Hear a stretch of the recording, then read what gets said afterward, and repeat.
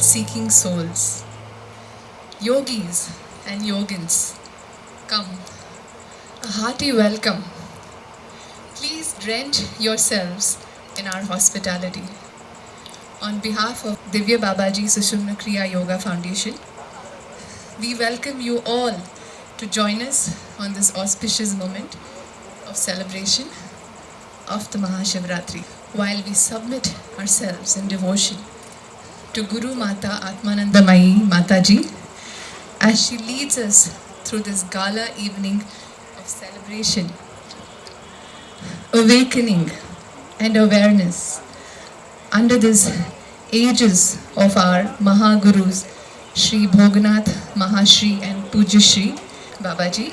This is the formal beginning of a night of splendor, learning, rejoicing and exuberance, and one where we elevate our consciousness through absorbing cosmic energy. Guru Brahma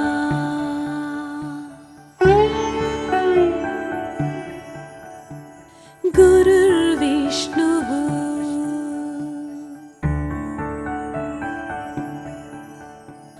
Guru Devo Maheshwara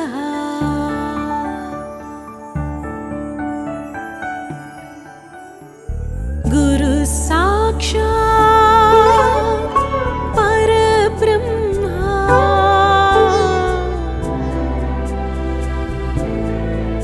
Tasmai Shri Gurave Namaha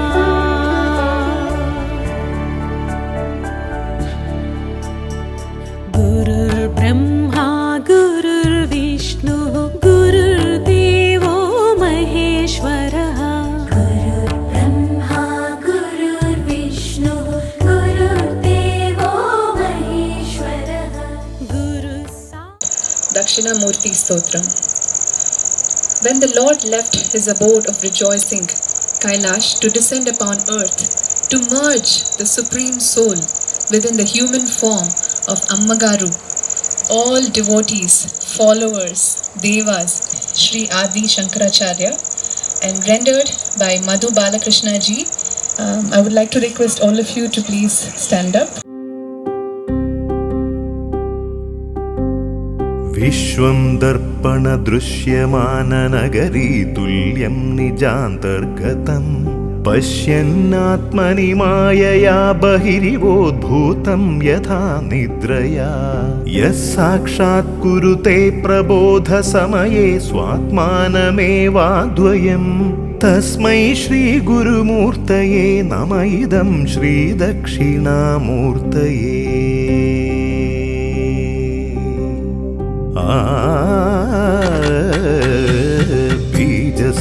बीजस्यान्तरिवाङ्कुरो जगदिदं प्राङ्निर्विकल्पं पुनः माया कल्पितदेशकालकलना वैचित्र्यचित्रीकृतं मायावीव विजृम्भयत्यपि महायोगी वयस्वेच्छया तस्मै श्री गुरुमूर्तये नमः इदं श्री दक्षिणामूर्तये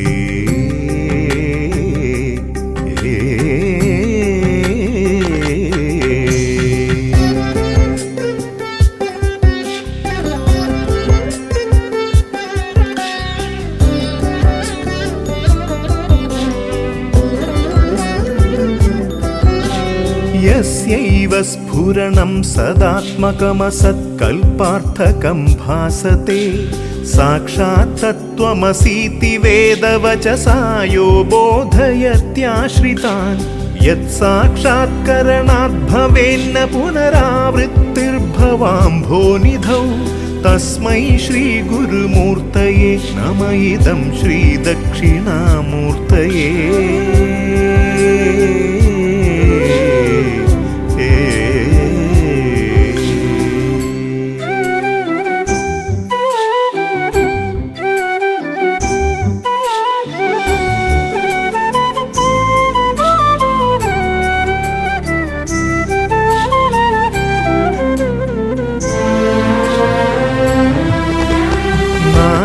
छिद्रघटोधर स्थित महादीप మహాశివరాత్రి సందర్భంగా మొట్టమొదట మీ అందరికీ నా వాత్సల్యపూర్వక నమస్కారాలు.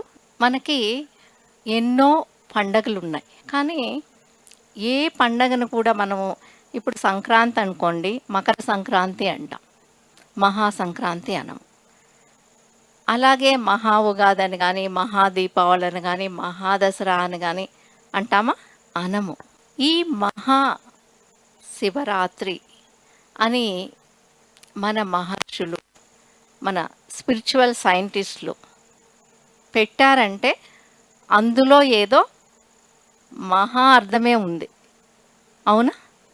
ఇంకా ఏ పండగకి అలా పెట్టలేదు. అంతేకాకుండా ఈ మహాశివరాత్రి పండగ కూడా డిఫరెంట్గా ఉంటుంది. అన్ని పండుగల్లో కొత్త బట్టలు, పిండి వంటలు, వేడుకలు.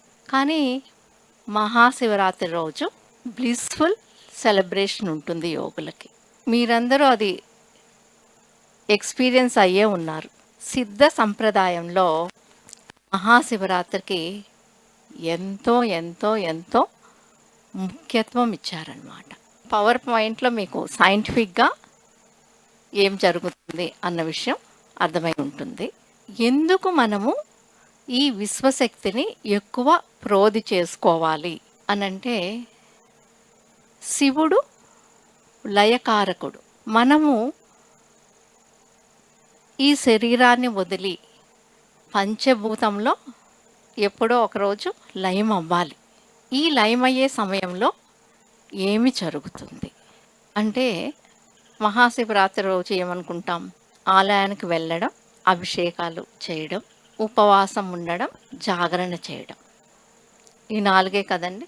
ఉపవాసానికి మనము చాలా అర్థాలు తీసుకోవచ్చు. ఉపవాసం, కటిక ఉపవాసం అంటే ఏమి తినకుండా మంచినీళ్ళు కూడా తాగకుండా ఉండడము. అదే ఉపవాసం అంటే కొద్దిగా ఆహారాన్ని తీసుకొని ఆ రోజంతా ఉండడము.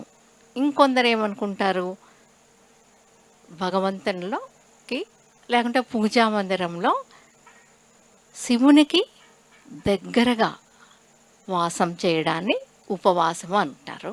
యోగ పరంగా చూసినట్లయితే మామూలుగా మెలకువ స్థితిలో మనము లేచినప్పటి నుంచి పడుకునే వరకు కూడా ఏదో ఒక ఆహారాన్ని తీసుకుంటూ ఉంటాం, అవునా? ఏదో ఒక ఆహారాన్ని తీసుకుంటూ ఉంటామా, లేకుంటే రోజులో 3 పూట్ల మాత్రమే తీసుకుంటూ ఉంటామా? చెప్పండి.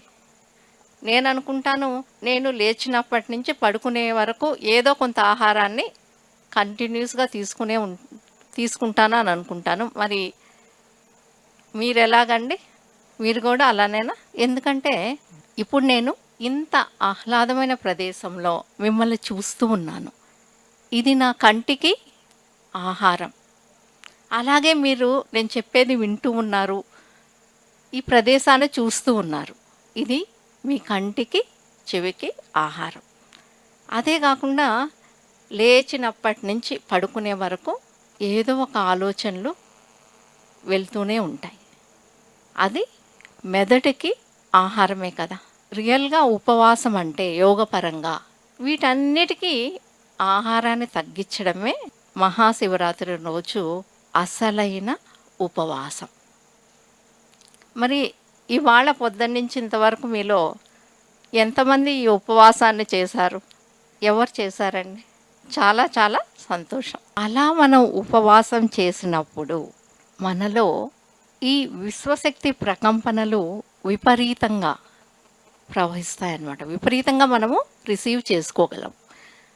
365 రోజుల్లో ఏ రోజు కూడా మనకి అంత విశ్వశక్తి ప్రకంపనలు రావు. ఈరోజు మనము ఎంత తీసుకోగలిగితే అంత తీసుకోవాలి. ఇంక ఏ రోజు కూడా ఇంత ప్రకంపనలు రావు. మాఘమాసంలో వచ్చే మహాశివరాత్రి రోజు మాత్రమే ఇంత ప్రకంపనలు వస్తాయన్నమాట. మనము ఈరోజు ధ్యానం చేసినప్పుడు, ప్రతిరోజు కూడా మనం ధ్యానం చేస్తాము. ధ్యానం చేసినప్పుడు ఒక్కొక్క రోజు ఒక్కొక్క ఫ్రీక్వెన్సీ మనము టచ్ చేస్తూ ఉంటామన్నమాట. అంటే మీకు ఈజీగా అర్థం అవ్వాలంటే మిగతా రోజుల్లో ఒక 1000 రూపాయలు సంపాదించుకుంటే మహాశివరాత్రి రోజు 1,00,00,000 రూపాయలు సంపాదిస్తాం అనుకోండి. ఏ ఫ్రీక్వెన్సీ అయితే మనం టచ్ చేస్తామో మనము శరీరాన్ని వదిలిపెట్టేటప్పుడు ఆ ఫ్రీక్వెన్సీ 3 నిమిషాల ముందరన్నా 3 సెకండ్ల ముందరన్నా టచ్ అవుతుంది. మరి ఆ ఫ్రీక్వెన్సీ ఎందుకు మనకు టచ్ అవ్వాలి? హై ఫ్రీక్వెన్సీ మనకు టచ్ అయినప్పుడు మనకి హయ్యర్ యాస్ట్రల్ వరల్డ్స్లో కనెక్షన్ ఏర్పడుతుంది. హయ్యర్ యాస్ట్రల్ వరల్డ్స్లో వెళ్ళినప్పుడు మన నాలెడ్జ్ ఎక్కువగా ఉంటుంది. నెక్స్ట్ బ్లూ ప్రింట్ చక్కగా తయారు చేసుకోగలం. ఎప్పుడు మనము టెంపరరీ అకౌంట్లోనే కోట్లు వేసుకోవాలనుకుంటుంటాము. కానీ పర్మనెంట్ ఎప్పటికీ ఈ జీవి పరమాత్మలో లయమయ్యే వరకు ఉండే అకౌంట్ గురించి కూడా ఆలోచించాలన్నా వద్దా? ఈ టెంపరరీ అకౌంట్ ఎప్పుడన్నా కట్ అయిపోవచ్చు మీకు తెలియకుండా. పర్మనెంట్ అకౌంట్ ఎప్పటికీ ఉంటుంది. ఒక వైస్ పర్సన్ తప్పకుండా పర్మనెంట్ అకౌంట్లో కూడా కోట్లు సంపాదించుకోవాలనుకుంటారా? టెంపరరీ అకౌంట్లో ఉంటే మాత్రం చాలనుకుంటారా? మీకు పర్మనెంట్ అకౌంట్లో కూడా ఇనఫ్ బ్యాంక్ బ్యాలెన్స్ కావాలన్నా వద్దా? ఒక్కరు కూడా కావాలి అంటం లేదు. కావాలి అంటే మనము మహాశివరాత్రి రోజు మీకు కావలసినంత పొందవచ్చు. కాబట్టి ఇప్పుడు మనం మొదటి జాము ధ్యానాన్ని 49 నిమిషాలు చేసుకుందాము. తర్వాత 12 నుంచి 3 వరకు ఆ సమయాన్ని లింగోద్భవ సమయంలో చక్కగా మన విశ్వశక్తిని ఎక్కువ ప్రోధి చేసుకుందాం. సుషుమ్న క్రియాయోగాన్ని ఇప్పుడు మనము అభ్యాసం చేస్తామండి. సుషుమ్న క్రియాయోగంలో 4 స్టెప్స్ ఉంటాయి. మొదటిది యోగముద్ర, తర్వాతది ఓంకారము, తర్వాత దీర్ఘశ్వాసలు, చివరిగా భ్రూమధ్యంలో దృష్టి. అందరూ వీలైనంత నిటారుగా కూర్చొని చేతులను యోగముద్రలో ఉంచుకొని నాతో పాటు ఓంకారాలు చెప్పండి. తర్వాత 14 సార్లు పక్క వాళ్ళకి డిస్టర్బెన్స్ లేకుండా దీర్ఘశ్వాసలు, భావంతో దీర్ఘశ్వాసలు, తర్వాత భ్రూమధ్యమలో దృష్టి. నేను ఓకే అని చెప్పేంతవరకు దయచేసి కళ్ళు తెరవద్దండి. అందరం కళ్ళు మూసుకుందాం. చక్కగా సుషుమ్న క్రియాయోగంలో లయమవుతాం.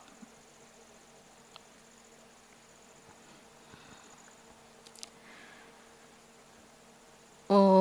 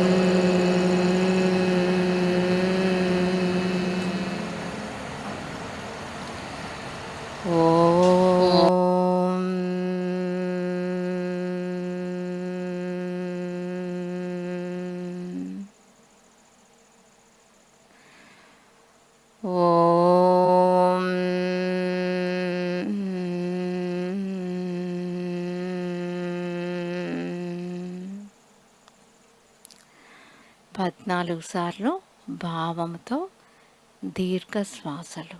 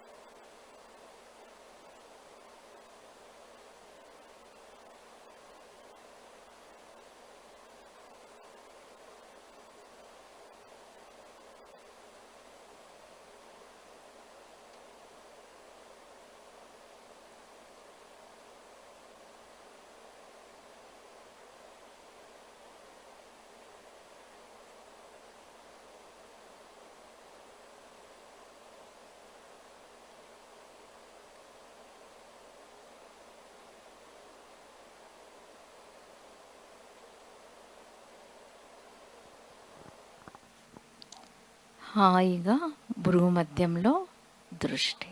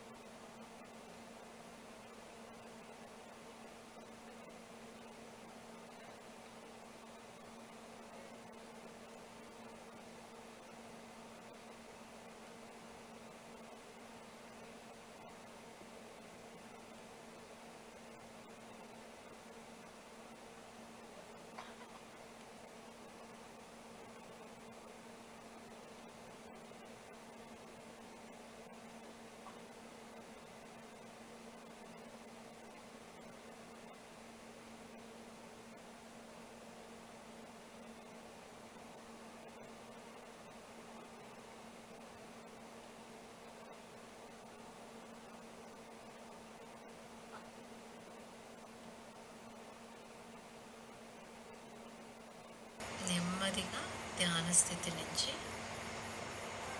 బయటకు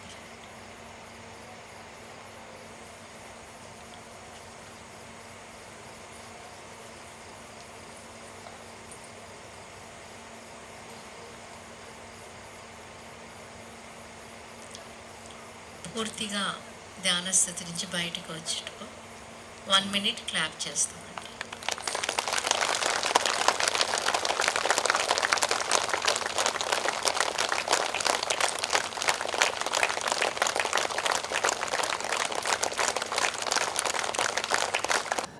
Om Sushumna. A few words about Anirban Pal, who serves as an IT professional for his day job and works closely with the foundation to enable teachers and yogis on their journey of self discovery and spreading the message of universal love and peace. Under the aegis of Divya Babaji Kriya Yoga Foundation and the blessings of the Gurus, he has had the divine opportunity of delivering the message of Sushumna Kriya Yoga across the globe, including India, US, UK, Australia, and Canada. We will now invite him to share his message on the significance of Maha Shivaratri and the essence of Shivatatvam. Om Gurubhyo Namaha. At the outset, as we, on this auspicious occasion of Shivaratri, discuss about the Shivatatva and the importance of this night, Maha Shivaratri, let us first be thankful to our Gurus, Pujya Bhoga, Pujya Mahavatar Babaji, and Pujya Aathmanandamayi mataji, that even on this occasion, where such a global pandemic is running, our Guru's blessings have brought us all together as one to celebrate this night. So let us all, first of all, in ultimate gratitude, submit ourselves to our Gurus and seek their blessings. Next slide, please. We begin with a discussion on, next slide, please, where everything began. At first, there was nothing. The universe was devoid of this word called universe. And then there was a vibration. And that vibration was in him. And that is Om. And that vibration was him. And then from that vibration came everything else. Everything else that we today call creation, including ourselves, the limited consciousness within us, that is the Jivatmas. We all evolved when that initial vibration from the unmanifest became manifest. So that brings us to the question, who is Shiva? And what is this whole creation all about? Which brings us to a question of first reflecting on some of the popular beliefs, some of the imaginations, some of the inspirations, and some of the aspirations that we all attribute to this divine entity or the name Shiva. In fact, Shiva may mean something to us, may not mean anything to the atheists or the agnostics. There are people who could say, I don't care. And then there are many amongst us who consider Shiva as God. Some of us consider him as the supreme one, the highest among the holy trinities. Some of us may also see Shiva as the Lord of destruction, the Lord of dance, Nataraja, the Lord of eternal intoxication and eternal sleep, Soma Shekhara. We may also relate to him as the terrific one, Rudra, or the terrible one, Bhairava. But no matter how we attribute the Lord or the name Shiva with, there will be others who will see him as not a god, but as an alien or some form that is non-human. Some of them would even speak of Shiva as an ancient teacher who descended on the Himalayas from some place else. No, I'm not talking about the pub in Hyderabad. From some place else is from some higher planetary systems. And then we may also be speaking about Shiva as a human form. When we speak of the human form, many of us would relate to Shiva as ourselves. Every one of us have the same essence or the tattva of what the divine creator represents. In fact, whether it is creation, whether it's destruction, or whether it is the Aadi Guru, the first and the foremost of all the teachers, who taught the discipline of understanding one's own self, of relinquishing oneself of desires, of completely surrendering oneself, and then through the silencing of the mind, through the withdrawal of the senses of perception, attaining the unlimited, unmanifest bliss of consciousness. That is what Shiva is related to as also. And let me be honest with you, as a child, I too had this doubt. I fancied him as that divine Lord of supreme power. But as my understanding grew today, I can reflect and say Shiva represents all of those things and much, much more.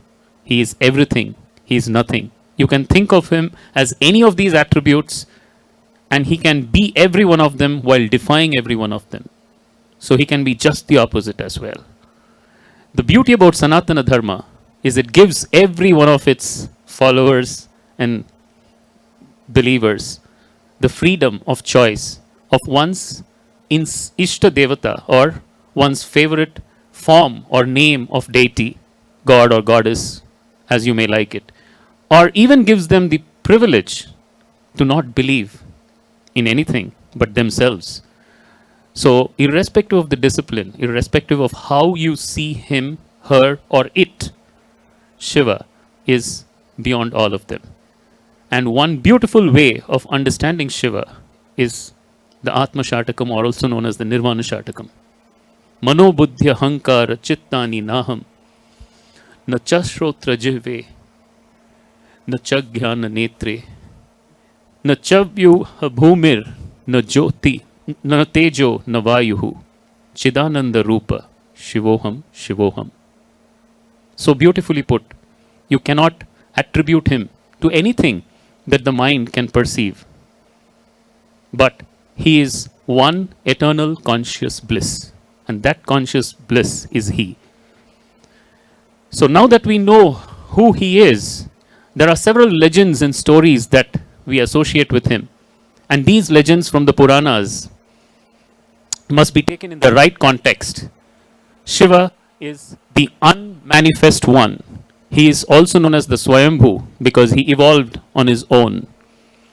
There is a story of how Brahma, the creator, having created creation, reveled in its beauty and was gloated in pride. And Shiva destroyed Brahma as he kept growing heads to enjoy, relish, and see creation. And as he severs the fifth head of the gloating Brahma, Brahma asks for forgiveness and seeks to understand why such a punishment was meted to him. And Shiva answers, saying, because you're reveling in your self-identification, aham. But that is something which is in every one of us. It represents the same identifications and identities that each of us every day are struggling to overcome. In fact, that was also the time when Brahma answers, saying, no, I was not reveling in pride on my creation because the pain that creation is going through, all life forms, the pains and pleasures that they're enjoying, is not my creation. I just created the beings. What they undergo is an outcome of what their actions and their mind makes them do. Creation was attributeless. Our minds are attributeless. It is how we condition our minds as we grow that leads us to the behaviors and actions that cause our karma. And the karma phala catches up upon us lifetime upon lifetime. And as our gurus have always told us, the only way to overcome that is by introspection and practice, sadhana. Which is where Shiva represents that tattva of understanding how to make your mind attributeless once again. How to lose your identification like he did. Shiva then goes ahead and contemplates and observes creation. And he sees that creation is actually attributeless by itself. It is the interactions of creation that allows every created entity to gain attributes and identification. And then he transcends into what we see as the transcendental person in silent meditation. We also see the person who relates to creation, to the Adi Shakti, and merges with creation, the tantric version of the Lord. And then he attains the state of Shambhu, one who is in eternal bliss. That's where he sees that consciousness alone by itself can exist without the necessity of relating to manifestation and the interactions of manifestation, which is the cycle of karma. And he transcends them all to represent and propound the concept of Kriya, We then know the stories of why Shivaratri. What is Shivaratri? Why Shivaratri? Because the moment when Shiva moved from the state of Tandava, where he was agitated at creation and then started observing creation, when he went into the state of meditation and then in his meditative state attained the understanding of the conscious bliss, it is stated that this was the same night astronomically that this happened. So from moving on from the unmanifest to the exuberant to the tranquil to the blissed out pure consciousness, that happened on this night, the Mahashivaratri night. Next slide, please. So that represents in turn that Mahashivaratri is an indication to each of us that we too celebrate the same tattva. But how did the Lord attain it? He attained it through those same principles that the gurus and the scriptures teach us. Staunch discipline, austere meditation, along with universal human values, universal values of love, peace, and the withdrawal of all the senses of perception that are limited, which in turn also brings us to the higher states of being, losing identification, any kind of identity. I am he, I am she, I am so and so, losing it all, from being a someone to becoming a no one, and from becoming a no one to becoming everyone. That becomes when you merge with all of creation, which the Lord himself did when he merged Adi Shakti. All of the energy and the vibration of creation, he merged that into himself, and then in meditation even lost that identity too and went back to the state of the unmanifest.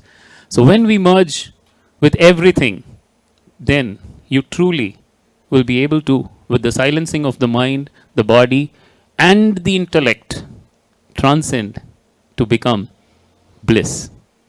Then existence ceases. Aham Brahmasmi. That's what the Shivatatva represents.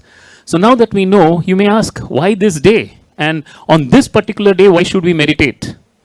As our Guru Mata has always very beautifully put it, it is this day that astronomical alignment has an abundance flow of cosmic energy, which is always flowing through the universe, by the way. But it's on this day that it flows with greater intensity. And we have the opportunity once every year to absorb the maximum amount of cosmic energy on this particular night, which is why meditation on this particular night is very beneficial to every yogi. And as the Aadi Guru himself represented it, there are several Puranic references. If we study through the Puranas, we will see that there are several stories that relate to it. It is known as the day when Shiva becomes the Yogeshwara. It is the day when Shiva instructs Parvati Devi on the entire techniques and the propounding the theory of Kriya Yoga. It is also the day known as when Shiva conquered the universal poison Halahala that destroys and corrupts the mind of everyone, even the devas. So to prevent, to prevent the entire creation to going into destruction, he consumes the Halahala and shows how that can be defeated and how every one of us can also conquer it. Shiva is also known as the person who manifested as the infinite pillar of light, which is why the Lingodbhava was attained, and that was also supposed to be on this very same night.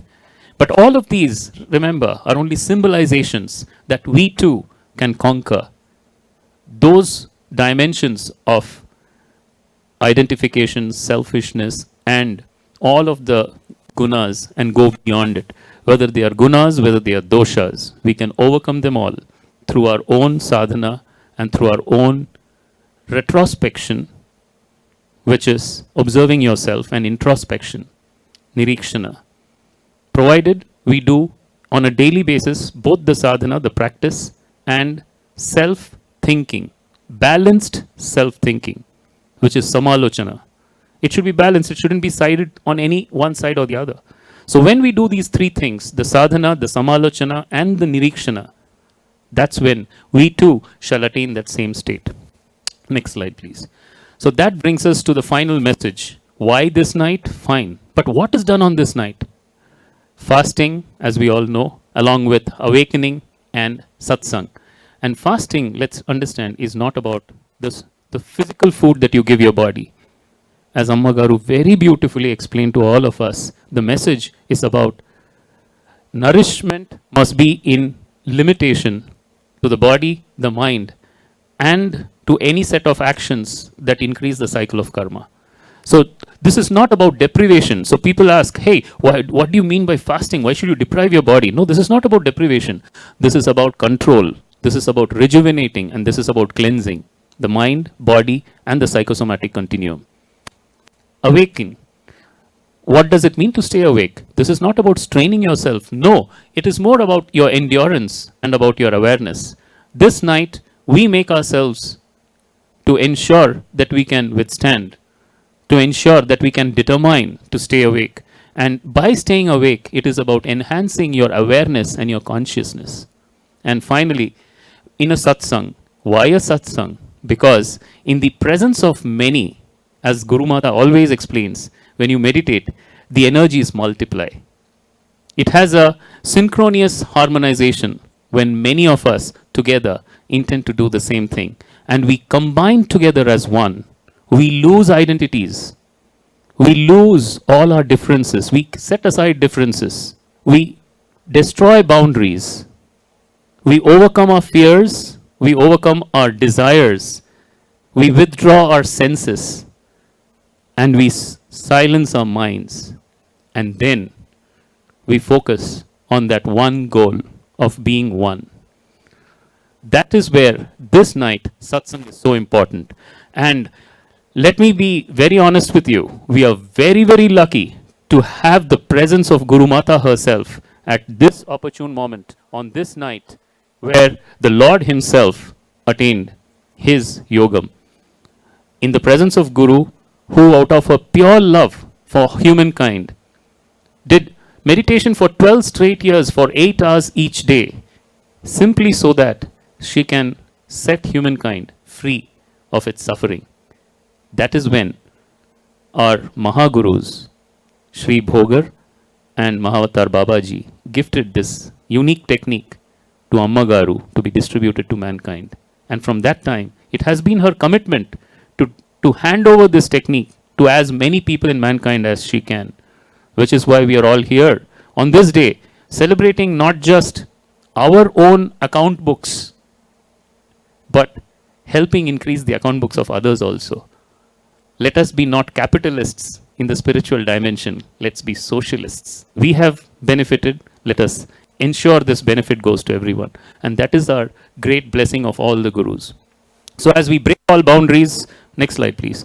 As we withdraw our senses and as we all sit together by silencing our minds and withholding our desires to become one, as we meditate today, let us understand that true spirit that Shiva represents. The single one. One who merged everything. One who lost all identity. One who identifies himself, herself and itself with ash. Why? Because we are all going there. Come what may, we all know, ultimately, that's where we are going. Everything that we have acquired one fine day will no longer be something that we call ours, excepting that one aspect. The Jivatma merging with the Paramatma to attain that state of Aham Brahmasmi. So on this night, let us sincerely pray to our Gurus and to the Aadi Guru, and let us all attempt to become that one, the ultimate one. And how? Very clearly, we know about the 4 states of our consciousness. We know that we have the Jagrat state, what we call as awakening, which is engulfed in Maya. We have the Nidra state, the state of sleeping. We have the Sushupta state, the transcendental, in between, and the Turiya state, where we only stand witness. All the 4 states of being, when it is witnessed by the eternal witness, the Atma, that is only possible when we enter into Samadhi. Just as the unmanifest and the manifest forms of God, whether you look at it as the Tandavam, whether you look at it as the Rudram, whether you look at it as the Shambhutatvam, if you see all of those tattvas, they too became the unlimited consciousness. So when all of our jivatmas in limited consciousness merge with the ultimate consciousness, that is true yogam. Yogam actually means union. So let us all join together and become one in the auspicious presence of our gurus and under the blessings of Pujya Mataji. Next slide, please. As Ammagaru already told, our process is very easy for people who are new to Sushumna Kriya Yoga, especially people on the virtual platform who are watching this. Our process has 4 simple steps, and the 4 simple steps have 3 simple principles behind them. The first, when you sit erect with your hands in the mudra, along with your eyes closed and your backbone erect, you align yourself to absorb the maximum amount of cosmic energy. In the second step, when you chant the Omkara, the Pranava Nada, or the primordial sound of creation itself, you align yourself and you synchronize yourself with the frequencies of that energy. And when you do the Bhavaswasa, you silence your mind. You let go of your desires and your identities. And ultimately, all your gunas, your doshas, your samskaras, which in turn sets you right for silencing the beast and conquering that mind within us. That in turn leads us to meditation or dhyana. And only through dhyana can we attain that state of samadhi. Next slide, please. Which in turn brings us to the final understanding of why Sushumna Kriya Yoga is the most powerful technique amongst the many kinds of Kriya, specially designed for the modern man.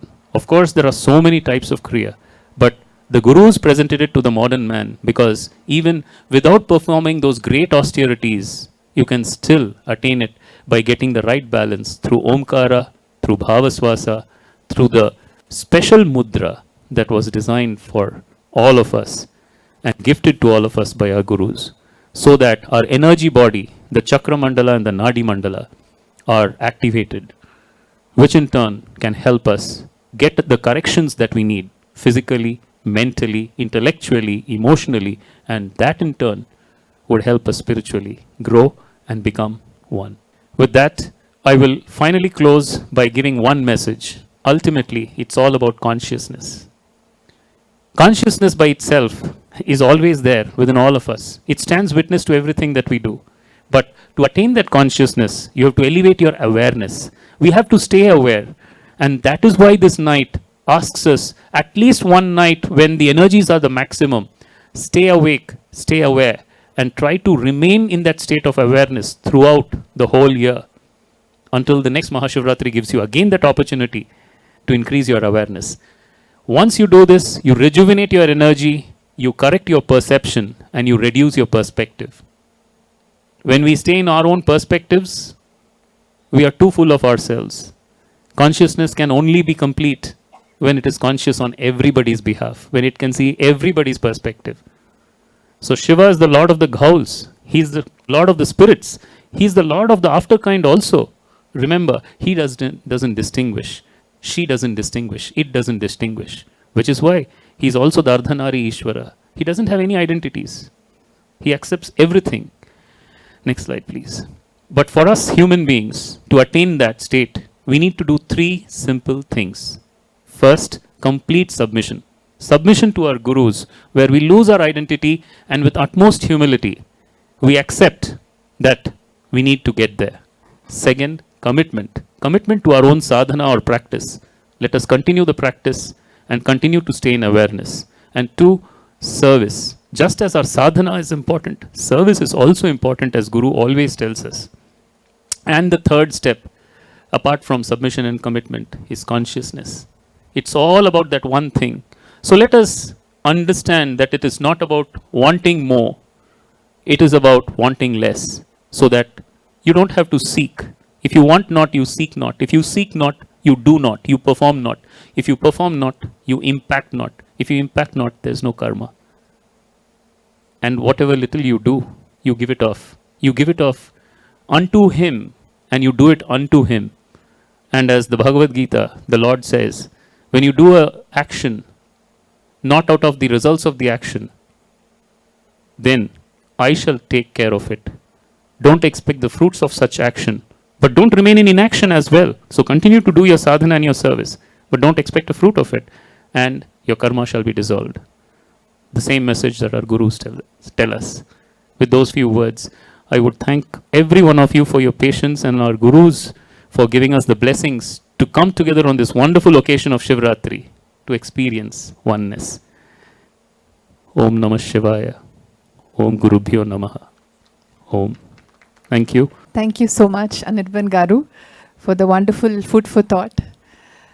And you put across the whole essence of Maha Shivaratri and Sushumna Kriya Yoga so well for us. Thank you so much. And I think we should carry this beautiful bhava, this meditative state through the night and be in the state of ananda and bliss.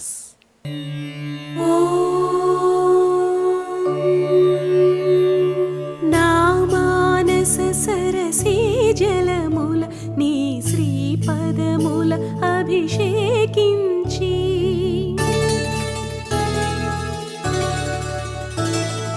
నామానస సరసీ జలముల నీ శ్రీపదముల అభిషేకించి ఆ అభిషిక్త జలం కనుల కత్తుకొని శిరముపై చిల్కరించుకొని నా తనువుపై చిల్కరించుకొని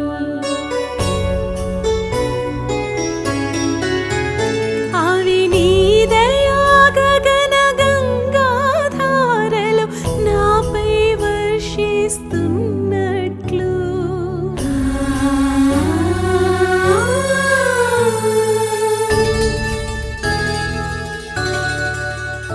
నే పావనమైపోతున్నట్లు ఊహించుకొని పుల్కరించి పరవశిస్తున్నానమ్మా ఆ పరవశంలో జన్మధన్యం చేసుకుంటున్నానమ్మా అమ్మా ఆత్మానందమయి చిత్సుఖానంద సుధామయి అమ్మా ఆత్మానందమయి శిష్యవాత్సల్య సుధామయి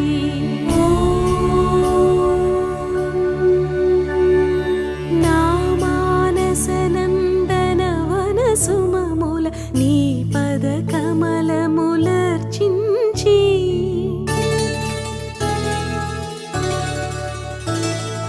నా మానసనందనవ Now I would like to call upon VijayBabu Garu, who is the Chief Editor of Andhra Prabha, next RTI member. Can you please come on to the stage and share a few words, sir? ఓం శ్రీ గురుభ్యో నమః. ఓం నమః శివాయ. సదాశివ సమారంభం శంకరాచార్య మధ్యమం అస్మదాచార్య పర్యంతం వందే గురు పరంపరాం. ఆత్మానందమయంగా సుషుమ్న క్రియాయోగ పరిమళ భరితంగా ఉన్న ఈ సభా సరస్వతికి ముందుగా నమస్కారం. ఈ సొబగుల సభని చూసినప్పుడు సభాకల్ప తరుర్భాతి వేద శాఖోపశోభిత శాస్త్రపుష్ప సమాకీర్ణో విద్యుద్భ్రమర సంగ్రహ అని ఇందాక వారు చెప్పినటువంటి కానీ ఇంతకుముందు గానం కానీ మీ అందరినీ చూసినప్పుడు ఇంత శోభితంగా ఉన్నటువంటి ఈ సభలో ఒక 4 మాటలు ఈ శివరాత్రి శుభ సందర్భంగా అమ్మగారి సమక్షంలో మాట్లాడేటువంటి అవకాశం ఇచ్చినందుకు ముందుగా నిర్వాహకులకి నా కృతజ్ఞతలు తెలుపుతూ సుషుమ్న క్రియాయోగం గురించి మీ అందరికీ చెప్పాల్సినటువంటి అవసరం లేదు, ఎందుకంటే మీరు అందరూ కూడా ప్రాక్టీషనర్స్. కాకపోతే నా మాటలు చెప్పే ముందు ఒక్క 3 ప్రశ్నలు, చాలా చిన్న సరళమైనటువంటి ప్రశ్నలు అమ్మగారి సమక్షంలో మిమ్మల్ని అడుగుతాను. మీరు సమాధానం చెప్తే చాలా సంతోషిస్తాను హృదయపూర్వకంగా. చాలా సింపుల్ క్వశ్చన్స్. రోజుకి మనకి ఎన్ని గంటలండి? అలాగే గ్రహణం అంటే ఏంటి?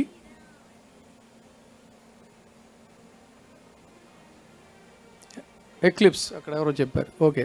సూర్యుడు ఎటు ఉదయిస్తాడు? మళ్ళీ అక్కడ నవ్వుకుంటున్నారు ఎవరో. సూర్యుడు ఎటు ఉదయిస్తాడు?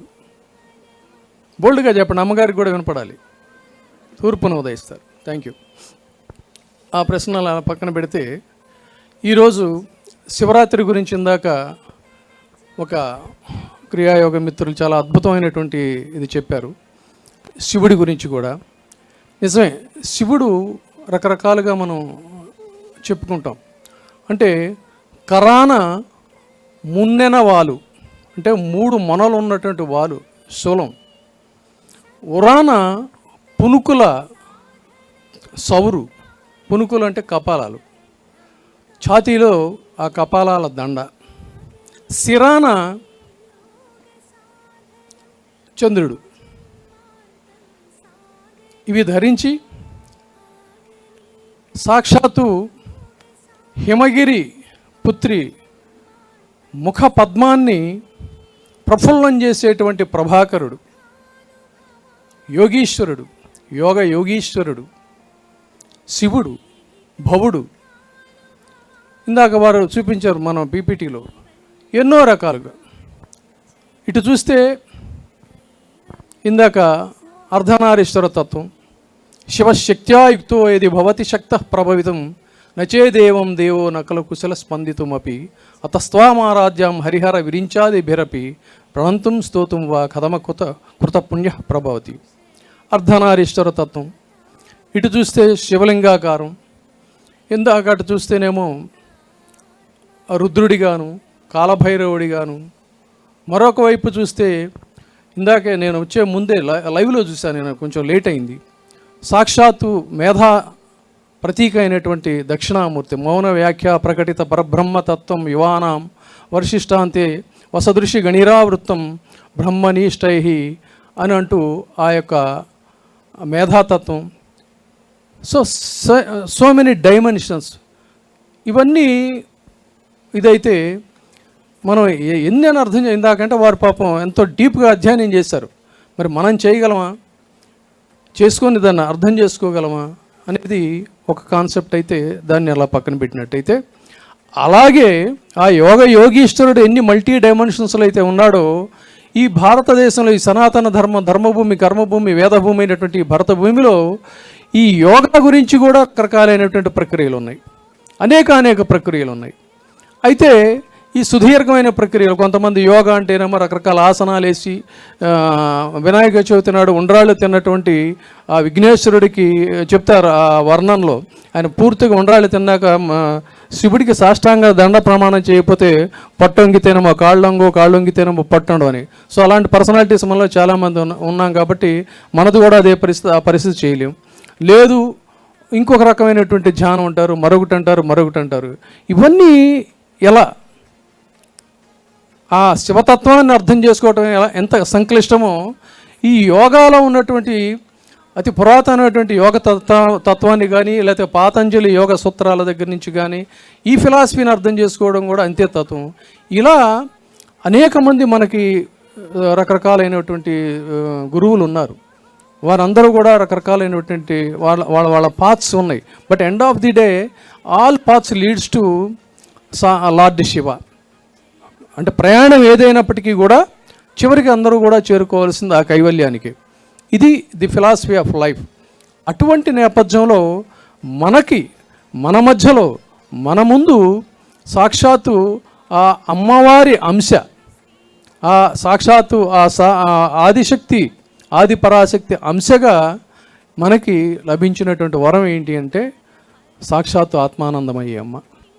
ఒక పిల్లాడికి ఇవాళ మారాన్ చేసే పిల్లలు అంటే మనం కూడా అంతే. ఇప్పుడు ఇక్కడికి ఇంతమంది ఇంత సుదీర్ఘమైనటువంటి ప్రయాణం చేస్తూ వాహనాలు వేసుకొని దారి వెతుక్కుంటూ ఇక్కడికి వచ్చాం. వచ్చిన తర్వాత ఇక్కడ కూర్చున్న తర్వాత అమ్మగారు మనతో ఎంతసేపు అందరినీ కూడా ఒకే తీరు ఒకే సౌరు మనల్ని కూర్చోబెట్టి ధ్యానం చేయించారంటే is it not a great issue? ఎందుకంటే మీరు ఒక్కసారి మన లైఫ్ స్టైల్ మీరు గుర్తు చేసుకోండి.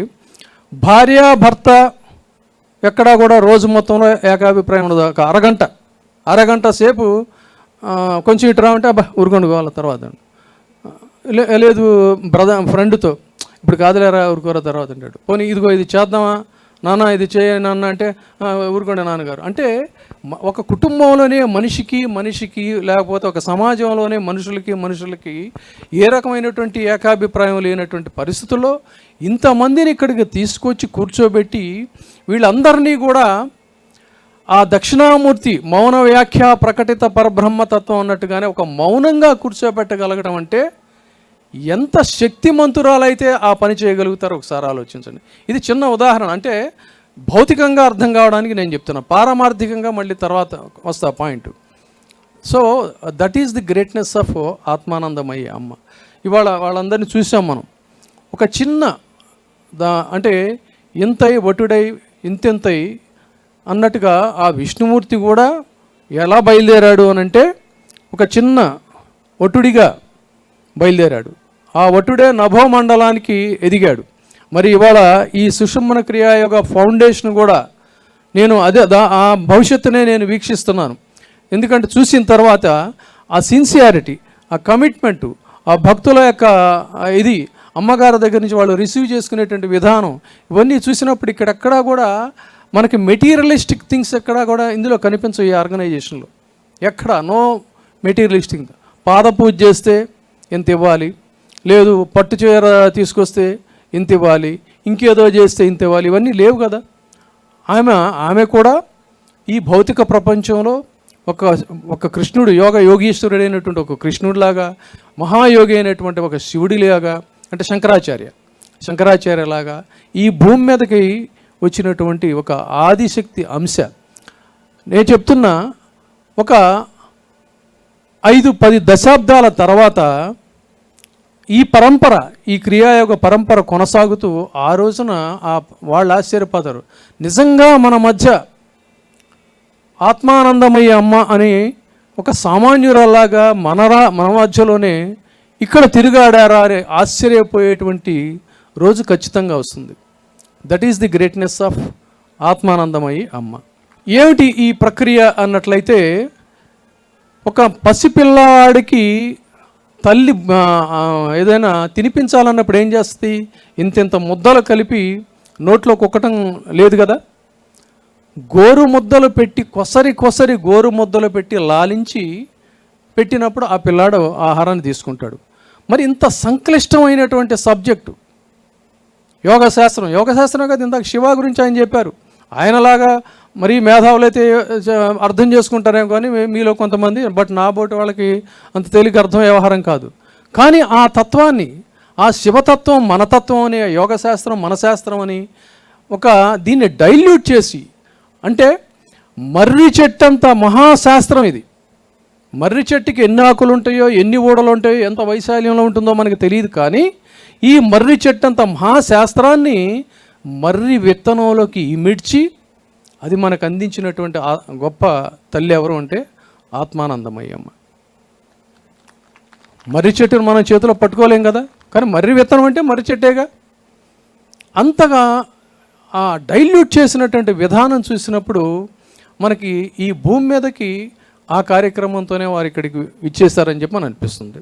సరే, ఇక ఈ శివతత్వం గురించి, అలాగే ఈ యోగతత్వం గురించి వారు అక్కడ ఉన్నటువంటి దివ్య బాబాజీ గారు కానీ, భోగర్ మహాశయులు గారు కానీ, ఆత్మానందమయ్య అమ్మ కానీ ఎవరు అంటే సాక్షాత్తు శివాంశ. శివుడు అంటే మళ్ళీ ఇందాక ఆది పరాశక్తి కదా అన్నారు కదా అని అంటారు. శివ శక్తి, ఈ రెండు ది కంజాయినింగ్ ఆఫ్ శివశక్తి కలిస్తేనే శివశక్తి. అమ్మగారు లేకుండా అయ్యవారు, అయ్యవారు లేకుండా అమ్మగారు ఉండరు. అలాగే ఇప్పుడు చెప్పుకునేటువంటి ఈ యోగతత్వం, ఈ శరీరానికి అనుబంధంగా యోగతత్వం, ఈ రెండు ఉంటేనే వాళ్ళు సిసలైనటువంటి మనుషులు అవుతారు. అది కూడా ఎలాగో చెప్పుకుందాం. సరే, ఇందాక నేను మిమ్మల్ని సూర్యుడు ఎటు ఉదయిస్తాడు అంటే, ఇక్కడికి ఏదో మాట్లాడమనిస్తే పిచ్చి ప్రశ్న ఏదో వేశాడు. సూర్యుడు తూర్పును ఉదయిస్తాడు చెప్పేస్తారు సింపుల్గా. ఎస్, అలాగే ఈ శరీరంలో అమ్మగారు ఏం చెప్తారు? షట్చక్రాలు ఉంటాయి అని చెప్తారు. ఎవరైనా ఒక వైద్యుడిని పిలిచి డిసెక్షన్ చేసి కోసేసి చూస్తే ఎక్కడ ఏ చక్రం కనపడదు మనకి. అక్కడ కనిపించేవన్నీ కూడా రక్తమాంసాలు ఇవే కనిపిస్తాయి. సో ఇదే సత్యం అనుకొని పాశ్చాత్యులంతా కూడా మనం చూసాం కోవిడ్లో అసలు నిత్యం జీవితం అంటే విలాసాలే. ఆ విలాసవంతమైన జీవితానికి ఒక అరగంట కూడా బయటికి రాకుండా ఉండలేనటువంటి దేశంలో గంటకు ఒక ఫ్యాషన్స్ మారిపోతూ ఉంటాయంట ప్యారిస్లో. అటువంటి దేశంలో మనుషులు పిట్టలు రాలినట్టు రాలిపోయారు. డబ్బు కట్టల రోడ్ల మీద గాలికి ఎగిరి పడతా ఉంటే మీరు చాలామంది చదివే ఉంటారు, చూసే ఉంటారు. దానికి వారసులు ఎవరో లేరు, అందరూ నేల రాలిపోయారు. ఆ డబ్బు తీసుకునేటువంటి వాళ్ళు ఏం చేసుకుంటాం ఈ డబ్బు అని చెప్పని ఒక నైరాశ్యంలో ప్రశ్నించినటువంటి దేశాలను మనం చూసాం. మరి ఒక సనాతన ధర్మానికి పట్టుగా ఉండి యావత్ ప్రపంచం అంతా కూడా ఈ డిస్ట్రక్షన్ అంటే శివుడు మూడో నేత్రం తెరిస్తే డిస్ట్రక్షన్ అంటారు, ఈ లయకారుడు. మరి ఈ విలయం సృష్టించినటువంటి నేపథ్యంలో అన్ని దేశాల్లో అంతమంది అగ్రరాజ్యాల మావి మేము ఆస్ట్రోనాట్స్ మేము పంపించాం, గ్రహాల మీదకి బ్రహ్మాండంగా వెళ్తున్నాం, అక్కడ కూడా మేము మాదే పెత్తనం అని చెప్పినటువంటి దేశాల్లో అంతమంది చనిపోతే ఈ భారతదేశంలో ఎందుకు అంత నష్టం జరగలేదు? దేనికి కారణం అంటే ఇటువంటి పూజ్య గురువులు మనకు అందించినటువంటి ఒక సంపద, ఆధ్యాత్మ సంపద. ఈ ఆధ్యాత్మ సంపదే నిజంగా మనల్ని వాళ్ళ కాపాడింది, అంతే తప్ప ఆ ధనము ఆ నాగరికత అవి కాదు. మళ్ళీ బ్యాక్ టు ద పాయింట్, ఏమిటి సూర్యుడు ఎటు ఉదయిస్తాడు అని అంటే తూర్పును ఉదయిస్తాడని చెప్పారు మీరు. నిజంగా సూర్యుడు తూర్పును ఉదయిస్తాడా? సూర్యుడు తూర్పును ఉదయించడు. గ్రహణం అనేటువంటిది ఏర్పాటు అవ్వదు. రోజుకి 24 గంటలు ఎవరు చెప్పారండి? అది మనం సృష్టించుకున్నాం. నిజంగా రోజుకి 24 గంటలు. రేపొద్దున వాడు అప్పుడప్పుడు వేస్తుంటారు టైం, మనకు 1/2 నిమిషం తగ్గుతూ ఉంది అని. అమెరికా వాడైతే సీజన్ని బట్టి వాడు ముళ్ళు తిప్పుకుంటూ ఉంటాడు. దెన్ మరి how can we call that per day 24 hours? కానీ సూర్యుడు తూర్పును ఉదయిస్తాడు అనేటువంటిది సత్యం, రోజుకి 24 గంటలు అనేటువంటిది సత్యం, గ్రహణం అనేటువంటి సత్యం. ఏమిటి సత్యం అన్నట్లయితే అందుకే మన మంత్రాలలో సత్యం వదిష్యామి వృతం వదిష్యామి అని చెప్తాం మనం. వృతం అంటే కూడా సత్యమే, కానీ ఈ వృతం వదిష్యామి అనేది వేరు, వ్యావహారిక సత్యం వేరు, పారమార్థిక సత్యం వేరు. ఆ పాయింట్ చెప్పడానికే నేను మిమ్మల్ని ఇందాక ఆ ప్రశ్న అడిగా.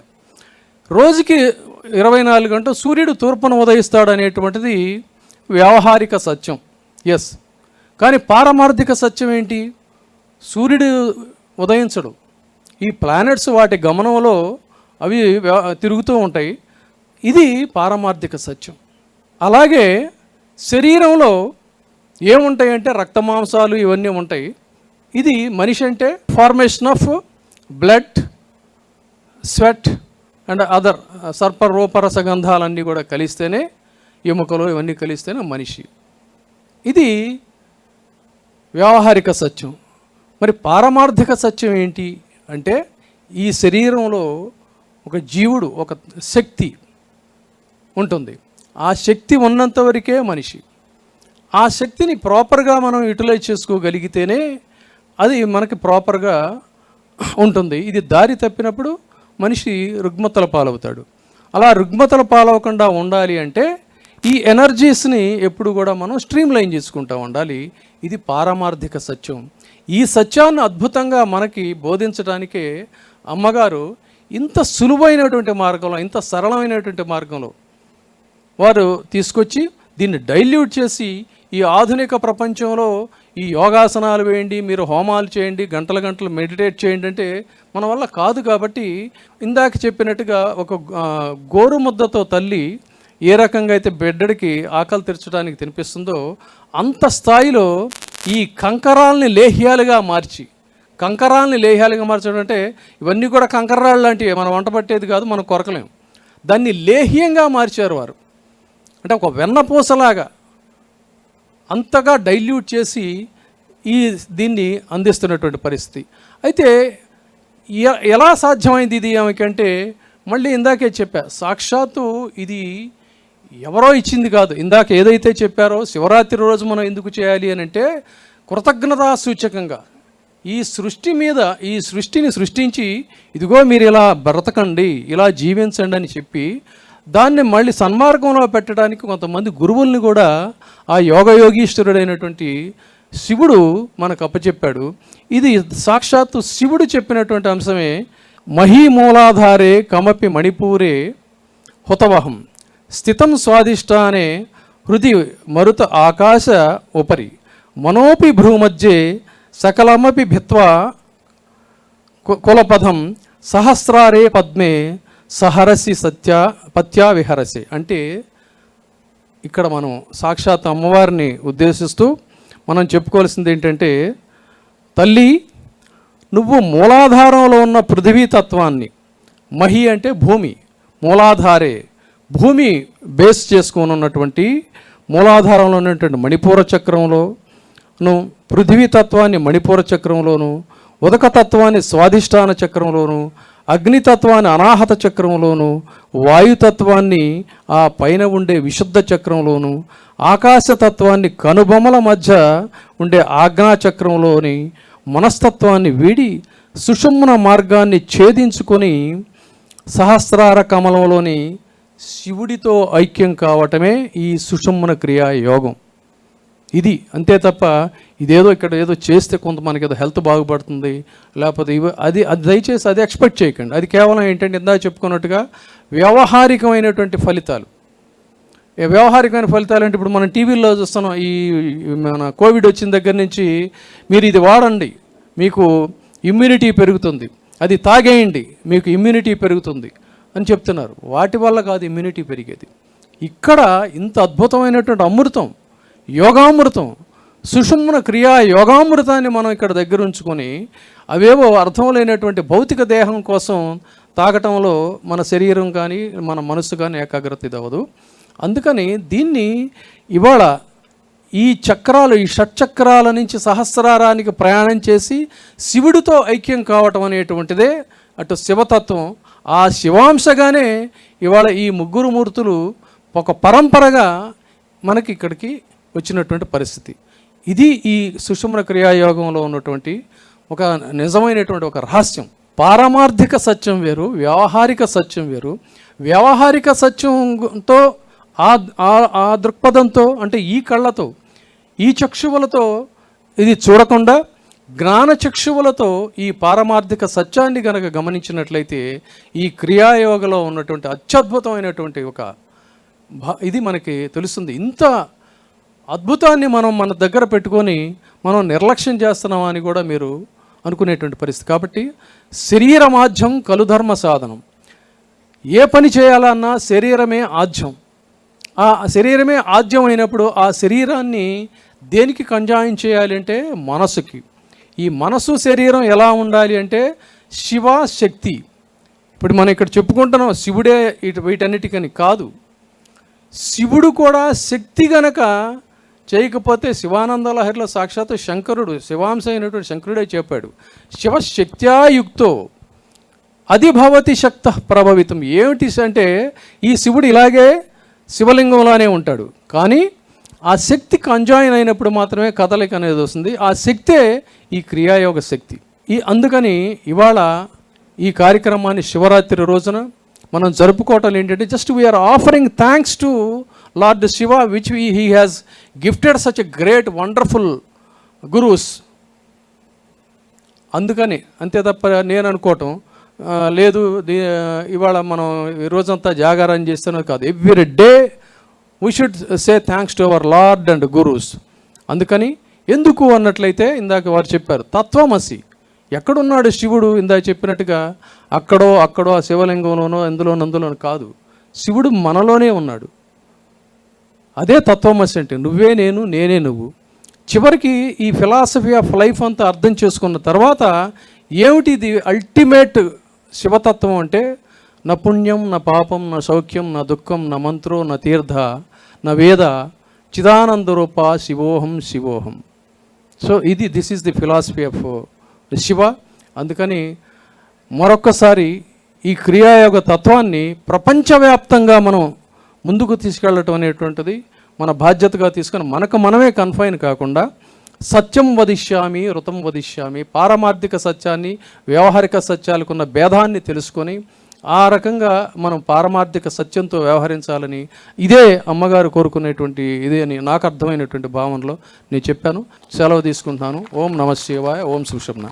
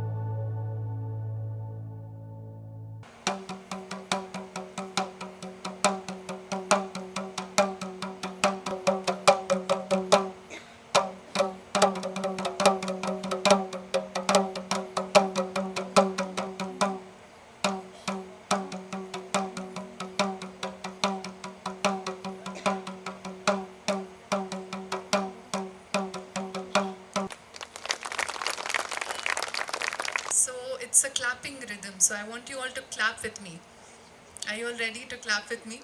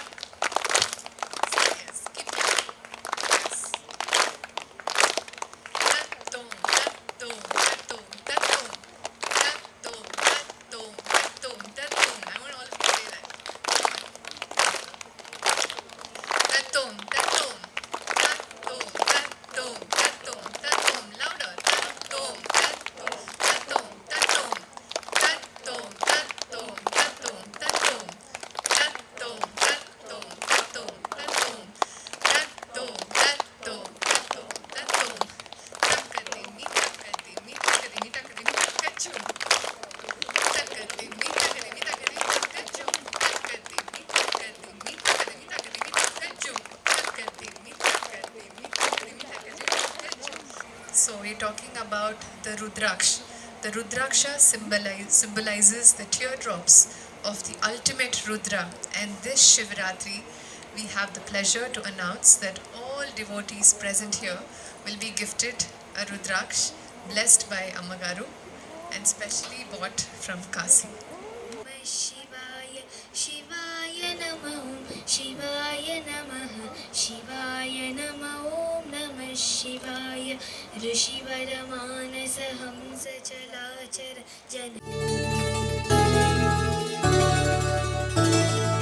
నా మానస సరసే జలముల నీ శ్రీపదముల అభిషేకించి ఆ అభిషిక్త జలం కనుల కత్తుకొని శిరముపై చిల్కరించుకొని నా తనువుపై చిల్కరించుకొని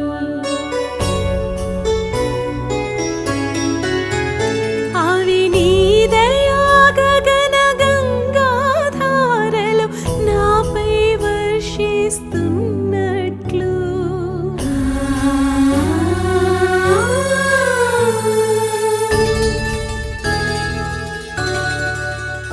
నే పావనమైపోతున్నట్లు ఊహించుకొని పుల్కరించి పరవశిస్తున్నానమ్మా. ఆ పరవశంలో జన్మధన్యం చేసుకుంటున్నానమ్మా. అమ్మా ఆత్మానందమయి చిత్సుఖానంద సుధామయి. అమ్మా ఆత్మానందమయి శిష్యవాత్సల్య సుధామయి.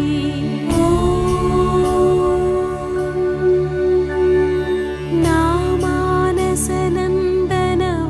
సుమముల నీ పద కమలములర్చించి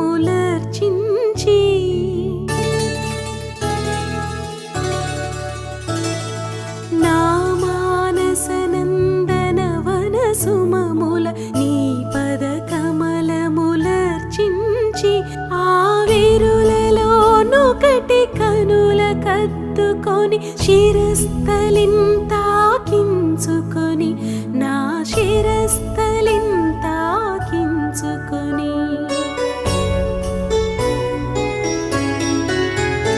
అది నీ పదాంబుజమి నిరుపమ కృపతో నా తలపై ఆంచిన ఎట్లు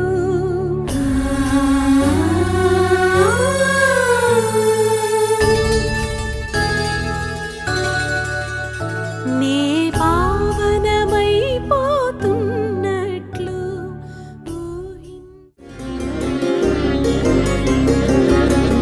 ఘోరం భాస్యనలో నిలోంబరమహర్నాథో హిమాంశుపుమాన్ ఇత్యాభాతి చరాచరాత్మకమిదం యస్యైవ మూర్త్యష్టకం నాన్యత్కించన విద్యతే విమృశతాం యస్మాత్ పరస్మాత్ విభోః తస్మై శ్రీ గురుమూర్తయే నమ ఇదం శ్రీ దక్షిణామూర్తయే.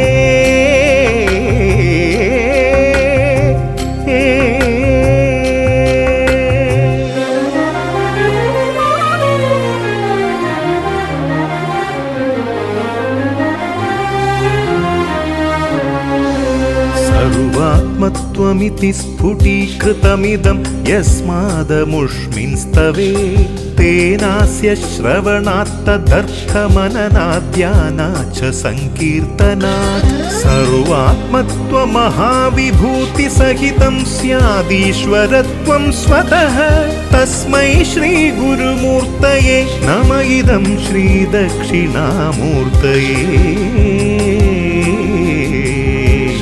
श्रीदक्षिणामूर्तये।